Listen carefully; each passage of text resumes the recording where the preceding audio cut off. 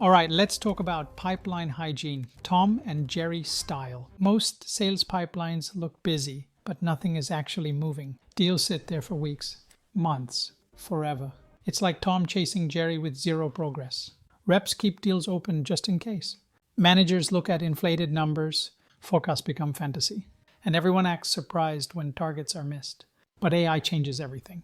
With Salesforce, HubSpot, Gong, and moksy.ai, pipeline hygiene becomes automatic. Most of these tools, like Moksy, is 100% free, easy to use, and no coding skills needed.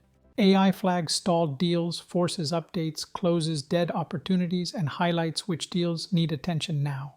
No more fake pipelines. No more guessing. Just real, clean data.